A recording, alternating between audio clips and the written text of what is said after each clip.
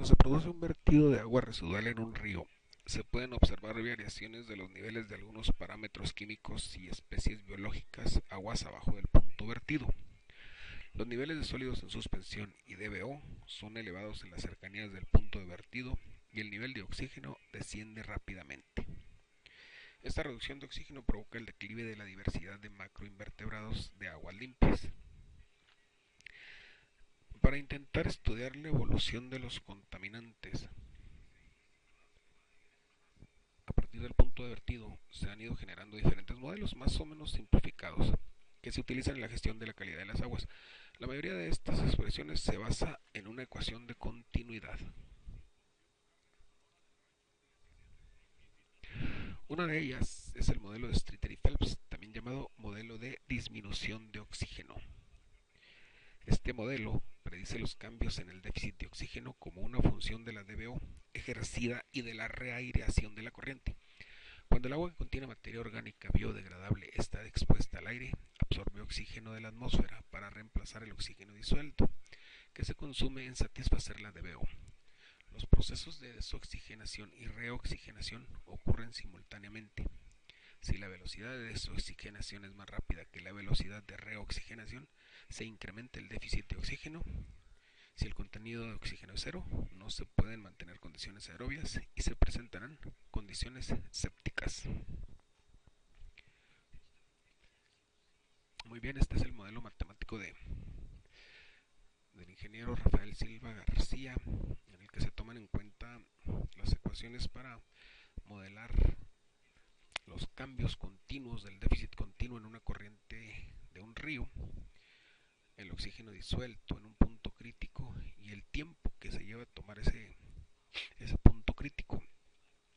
Los datos que se requieren, bueno, aquí es el gasto del río en metros cúbicos, generalmente de 8 metros cúbicos por segundo, es un río chico. La demanda bioquímica de oxígeno en 3, es un río que no tiene problemas de contaminación antes del punto de vertido, claro. El oxígeno disuelto está por encima de los niveles que marca la legislación ambiental mexicana. 8 ya es un nivel que se te empieza a cuestionar. La temperatura de un río 7 grados centígrados, bueno, que sean 6 grados centígrados. Y el área de la sección transversal, que sean unos 32 metros cuadrados. Es un río chico. Estas dos constantes son las que marcan la diferencia en cuanto a cómo un río está interactuando con la mezcla que está vertiéndose en él. La constante de reoxigenación es la capacidad que tiene para absorber oxígeno y disolverlo en su volumen, en su caudal el río. Este dato puede ser alto, 0.5, y vemos como la curva sube, el oxígeno disuelto rápidamente se dispara. Pero aquí, para términos de ilustración, vamos a ponerlo en 0.3, que viene siendo una constante de una corriente larga de baja velocidad. Una corriente larga de velocidad normal pues sería en alrededor de 0.6. El consumo de oxígeno, vamos a poner lo que esté en 0.6, lo cual corresponde a agua no tratada.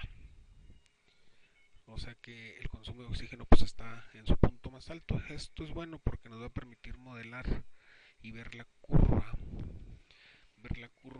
llamada reducción o caída del oxígeno, cómo se mueve radicalmente. Ok, bueno, si tomamos el gasto, los datos de la descarga, que sean unos 0.6 metros cúbicos por segundo de agua contaminada de alguna empresa, y la demanda bioquímica de oxígeno, biológica, perdón, debe ser pues alta, es un agua contaminada, que sean 98.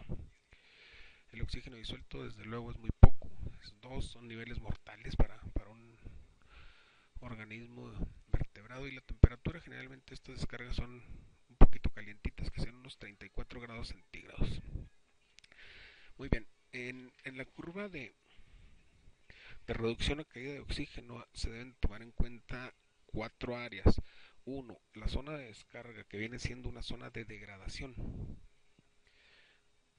Aquí están las mayores concentraciones de contaminantes, pero todavía no están mezcladas con el río al 100%.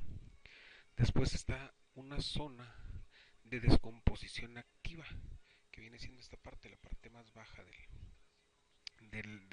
donde está el oxígeno disuelto.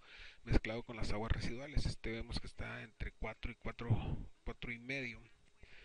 Después viene una zona de recuperación. Aquí la curva debiera empezar a subir. Vamos a ponerle una capacidad de reoxigenación más alta para ver esto. Y esta más altita, que sea punto 5, punto 3, punto 4. Ok. Punto 4, punto 6. Aquí se vería una zona de recuperación de oxígeno disuelto. Los niveles de oxígeno disuelto empiezan a subir. Si por ejemplo hacemos el caudal del río un poco más grande, que sea más agua limpia, también este dato debe afectar en esta curva. Aquí vemos que cómo se modifica, empieza a subir y finalmente se llega a una condición de una zona de agua limpia acá. Cuando ya este indicador empieza a estar por encima de los indicadores arriba de 8 miligramos por litro en el oxígeno disuelto. Para, para propósitos de resultados, se toma en cuenta que